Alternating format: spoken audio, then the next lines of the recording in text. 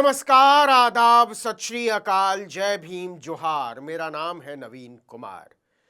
ट्विशा के परिवार को भाजपा की सरकार और भाजपा की पुलिस पर बिल्कुल भरोसा नहीं है।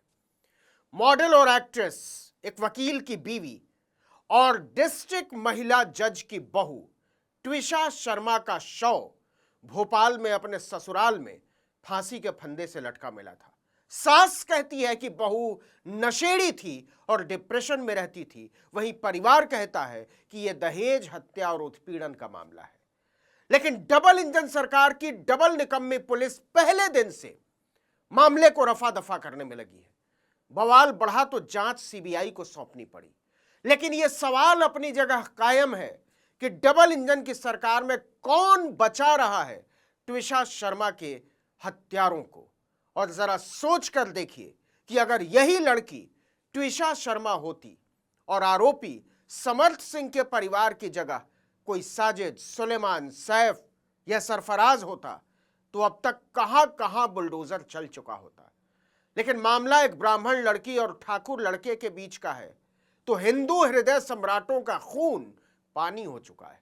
मध्य प्रदेश की निकम्मी पुलिस ने एफआईआर करने से लेकर गिरफ्तारी और दोबारा पोस्टमार्टम कराने तक में परिवार को इतना दौड़ाया कि वो पुलिस कमिश्नर से लेकर सरकार और समाज सबको कटघरे में खड़ा कर देता है। सबसे पहले तो जान लीजिए कि एक्ट्रेस और मॉडल ट्विशा शर्मा की डेड बॉडी का फिर से पोस्टमार्टम होगा, लेकिन यह फैसला बीजेपी की सरकार ने नहीं लिया, मध्य प्रदेश की पुलिस ने नहीं लिया। इसके लिए परिवार को हाईकोर्ट की दौड़ लगानी पड़ी। 10 दिन तक बॉडी मुर्दा घर में रखी रही और सड़ने लगी। तब जाकर मध्य प्रदेश हाईकोर्ट ने कहा कि दिल्ली एम्स के डायरेक्टर के नेतृत्व में भोपाल एम्स की टीम फिर से ट्विशा शर्मा का पोस्टमार्टम करेगी। इतना ही नहीं, पूरी प्रक्रिया की वीडियोग्राफी भी कराई जाएगी। तब तक शव को सुरक्षित रखने की जिम्मेदारी पुलिस की होगी। आपको बता दें कि 20 मई को ट्विशा के पिता नवनिधि शर्मा रिटायर्ड सैनिकों के साथ मुख्यमंत्री डॉक्टर मोहन यादव से मिलने पहुंचे थे कि आपकी सरकार और आपकी जांच पर, आपकी पुलिस पर हमें बिल्कुल भरोसा नहीं है। मेरी बेटी को मारा गया है, इसकी जांच सीबीआई से करवाइए।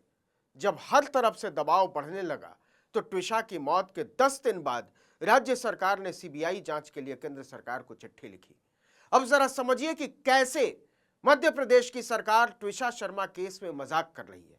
अगर यही मामला कर्नाटक, केरल या कुछ दिन पहले बंगाल में सामने आया होता तो भाजपा कोहराम मचा चुकी होती। ट्विशा शर्मा की मौत का मामला बहुत बड़ा हो गया है, पूरे देश की निगाहें इस केस पर हैं। बावजूद इसके पुलिस ने ट्विशा के पति समर्थ सिंह को गिरफ्तार तक नहीं किया। क्या इसकी वजह यह है कि वो एक रिटायर्ड डिस्ट्रिक्ट जज का बेटा है और खुद भाजपा सरकार में वकील रहा है? कमाल तो यह है कि उसने बाकायदा हाईकोर्ट में अग्रिम जमानत की याचिका भी लगा दी, लेकिन दबाव बढ़ा तो अग्रिम जमानत की याचिका वापस लेने का नाटक किया गया और यह कहा गया कि हम सरेंडर करेंगे। लेकिन समर्थ की मां और रिटायर्ड जज, बल्कि डिस्ट्रिक्ट जज गिरिबाला सिंह को हाईकोर्ट से जमानत मिल चुकी थी।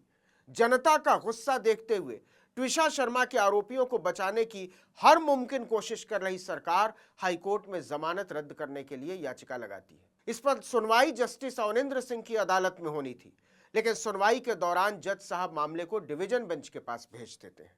ट्विशा शर्मा के पिता नवनिधि शर्मा ने आरोप लगाए हैं कि समर्थ जुलाई 2023 से अगस्त 2025 तक मध्य प्रदेश सरकार में लीगल एडवाइजर के तौर पर काम कर चुका है और वो गिरफ्तारी से बचने के लिए फरारी के दौरान केस को प्रभावित कर रहा है।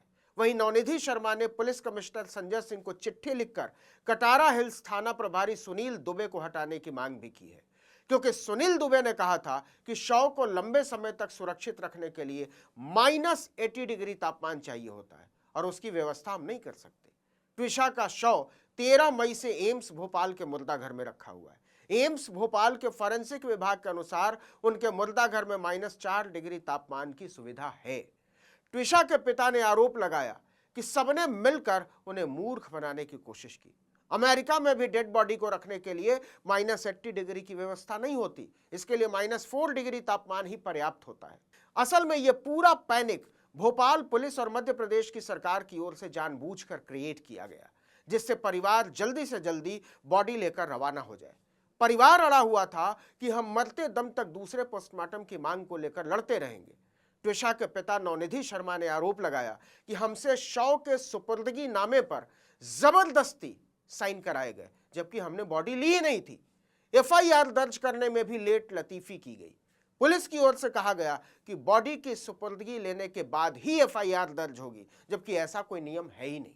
पिता और परिवार का आरोप है कि पुलिस शुरुआत से ही एक पक्ष बनकर काम कर रही है, लेकिन हम अपनी मांगों से पीछे नहीं हटेंगे।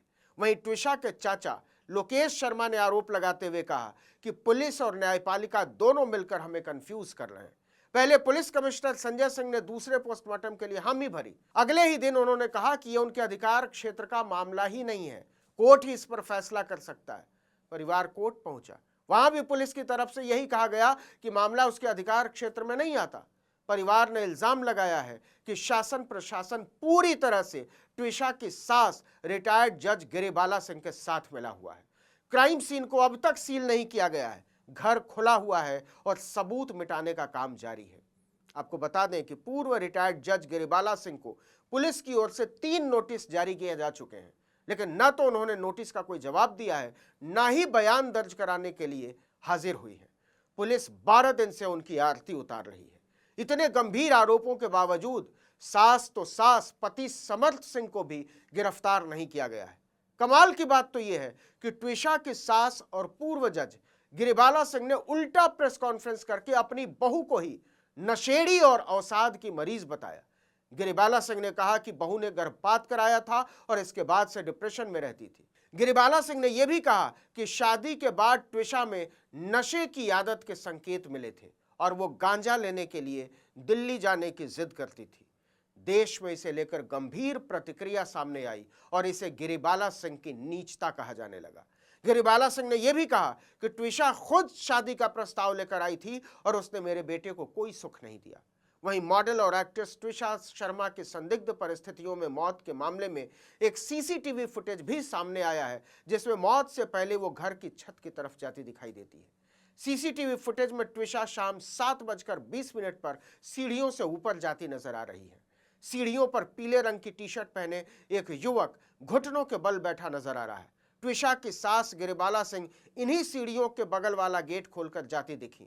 गिरिबाला के बाद नीले रंग की शर्ट में एक युवक सीढ़ियों से ऊपर जाता दिखता है। इसके कुछ ही देर बाद 3 युवक ट्विशा की बॉडी लेकर सीढ़ियों से नीचे उतरते दिखे। इसके साथ ही अपनी मां के साथ ट्विशा का एक चैट भी वायरल हो रहा है, जिसमें ट्विशा बता रही हैं कि मुझे बहुत घुटन हो रही है, ये लोग न रोने देंगे और न हंसने की वजह देंगे, मैं तो बुरी तरह फंस गई हूं। वहीं बहन को लिखा कि मैं हर चीज के लिए तैयार हूं और इसके बाद ट्विशा के मरने की खबर आती है।